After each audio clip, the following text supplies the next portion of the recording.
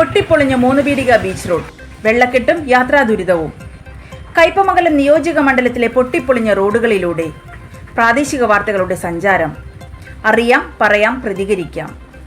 പെരിഞ്ഞനം കയ്പമംഗലം ഗ്രാമപഞ്ചായത്തുകൾ അതിരു പങ്കിടുന്ന മൂന്നുപീടിക ബീച്ച് റോഡിൽ യാത്രാ ദുരിതം.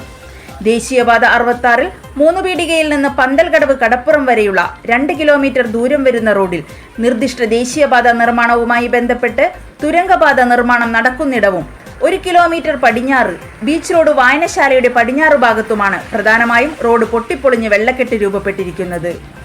ഇതിൽ തന്നെ വായനശാലയുടെ അടുത്ത് അതിരൂക്ഷമായ വെള്ളക്കെട്ടും യാത്രാ ദുരിതവുമാണ്. Kaipamangalam government fisheries higher secondary സ്കൂളിലേക്കും ബീച്ച് റോഡിൽ നിന്നും മൂന്നുപീടികയിലേക്കും ആയിരക്കണക്കിന് ജനങ്ങൾ ദിനവും രാപ്പകലുമില്ലാതെ യാത്ര ചെയ്യുന്നതും തീർത്തും കുളമായി കിടക്കുന്നതുമായ റോഡിലെ കുഴികളിൽ സ്കൂൾ വിദ്യാർത്ഥികളടക്കം വീഴുന്നത് പതിവായിട്ടും ഇരു പഞ്ചായത്തുകളും കണ്ടതായി നടിക്കുന്നില്ലെന്നതാണ് പ്രദേശവാസികളുടെ പരാതി.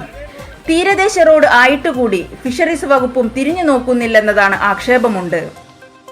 എന്തുകൊണ്ട് പ്രദേശവാസികളുടെ പരാതി ഇരു പഞ്ചായത്തുകളും ചെവിക്കൊള്ളുന്നില്ല? ഇവരോടല്ലാതെ മറ്റാരോടാണ് ഇത് പറയേണ്ടത്? ഇരു പഞ്ചായത്തുകളും മത്സ്യഫെഡും വിഷയത്തിൽ ശ്രദ്ധ പതിപ്പിച്ച് എത്രയും വേഗം റോഡ് പുനർനിർമ്മിക്കണമെന്നും പൊട്ടിപ്പൊളിഞ്ഞ റോഡിന്റെ ഉയരം വർദ്ധിപ്പിച്ച് വെള്ളക്കെട്ട് ഒഴിവാക്കണമെന്നതുമാണ് പ്രദേശവാസികൾക്കൊപ്പം പ്രാദേശിക വാർത്തകളും ആവശ്യപ്പെടുന്നത്.